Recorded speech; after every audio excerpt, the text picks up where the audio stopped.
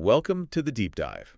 If you were following baseball yesterday, you know it was quite something, just a whirlwind of action. Absolutely, a day that really kept you on your toes. Exactly.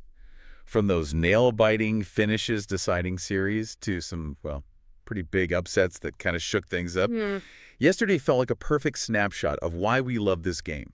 Its unpredictability. Definitely. So our mission today, let's cut through all that noise from the packed schedule.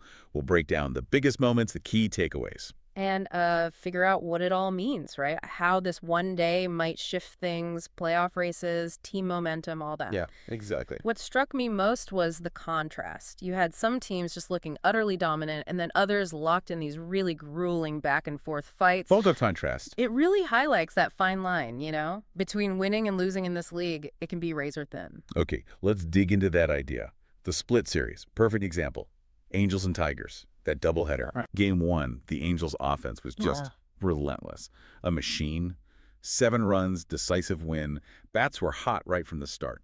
Looked dominant. Completely. Looked like they had it all figured out. But then, Game 2, whole different story. The Tigers just roared back. 9 runs, an explosion. Showed some serious resilience. Refused to get swept at home. So what does a split like that really tell us? Is it just baseball being baseball? Well, yes and no. I mean, it's partly that, but a doubleheader split often digs deeper. You got to think about strategy, maybe bullpen fatigue. Yeah, okay. Like, did the Angels maybe burn through key relievers in Game 1, setting up that big win, leaving them a bit vulnerable later? Good point. And for the Tigers, it points to some smart adjustments. Maybe they saw a pitching matchup they could exploit or, found a weak spot in the Angels' bullpen in the second game. Right. It's that perfect microcosm you mentioned, the grind. Tactical stuff can swing a game just as much as raw talent sometimes. That tactical game, that ebb and flow. Right. We saw it with the Reds and Pirates too, didn't we? We did, big time. I mean, the Reds put on that stunning hitting display. What was it, 14 runs? Just piled them on. A total blowout. An offensive outburst, for sure. Yeah. A real statement from that lineup. But then, in another game in that series, they just scraped by. A 2-1 win. Super tense, low scoring. A classic pitcher's duel, that one. How does a team go from 14 runs to winning 2-1 like that? Well, that 2-1 game wasn't just low scoring. It was about execution, especially from the Pirates side on the mound. Their starter had, exceptional command. That slider was working, kept the Reds' hitters off balance, lots of ground balls. It really stifled a potent offense. So the Pirates show they can hang tough, even against firepower. Exactly. They can exploit things with precision. But then the 14-run game, that shows the Reds' ceiling. When that lineup clicks top to bottom, they can just overwhelm you. Okay, but maybe the biggest surprise, for me at least, the A's beating the Orioles. Yeah, that raised some eyebrows. Oakland, often seen as the underdog, right? They just dismantled Baltimore in Game 1, 11-3. An offensive clinic. It really felt like a statement win for them. Now, the Orioles did come back, won the second game 3-2, salvaged the split. Right, a tight one. But still, that first game. That A's victory, it's more than just a surprise. It's kind of a warning shot about complacency, Even for the top team. You can't take nights off. Exactly. For Baltimore, a loss like that might expose maybe a tendency to underestimate an opponent, or perhaps the bullpen wasn't quite ready for that level of challenge. And the fact they had to fight for that 3-2 win in Game 2. Yeah, that tells you something too. They didn't just roll over the A's the next day. They had to battle. It shows that even good teams need to grind out those close ones sometimes, rely on big plays and big moments. So even in salvaging the split, it sends a message about their resilience, but also maybe highlights that vulnerability shown in Game 1. Precisely. It's complex. We saw more of that back-and-forth intensity in division matchups, too, like Cleveland and the White Sox. Guardians win 3-1 first. Good pitching, timely hits. Then the White Sox get revenge. 6-4. Yeah, classic divisional stuff. It highlights how crucial those bullpen matchups become, especially in tight races. Yeah. Forces managers into tough spots. And Royals-Twins had a similar feel. Royals win 2-0. Great pitching. Stellar pitching, yeah. And the Twins bounce back 5-3. More offense that time. It just underlines the parity, doesn't it? Especially in the American League this year. Lots of teams feel pretty evenly matched on any given day. We saw it in Interleague, too. Phillies and Rangers. Right. Phils take Game 1, 3-2. Tense game. Yeah, Rangers answer right back, 4-2. Just shows the determination, the fight in both those clubs, winning under pressure. And maybe a potential playoff preview. Dodgers and Blue Jays. Could be. Dodgers looked unstoppable in Game 1, 9-1. Just total domination. But then the Jays claw back, win Game 2, 5-4. Yeah, that shows the competitiveness. Neither team backs down. Sets a nice little marker down if they do meet again later. Okay, so the split series show that razor's edge. What about the other side? The dominant statements, the sweeps, or the teams getting swept? Right, the less ambiguous results. Let's start with maybe the biggest one. Yankees and Astros, New York, arguably the team everyone's chasing just gets hammered. 7-1 by Houston. Yeah, that wasn't just a loss. That felt like a message sent by the Astros. A statement win, you think? Undeniably. And a bit of a stark reminder that even the most formidable teams can have a rough day. Or get completely dismantled if the opponent executes perfectly. Which the Astros seem to do. They really did. And maybe it exposed something. A potential weakness in the Yankees' depth. Or maybe their ability to adjust mid-game against truly elite pitching. So for the Yankees, That's a tough pill to swallow, obviously. But maybe also like a strategic mirror.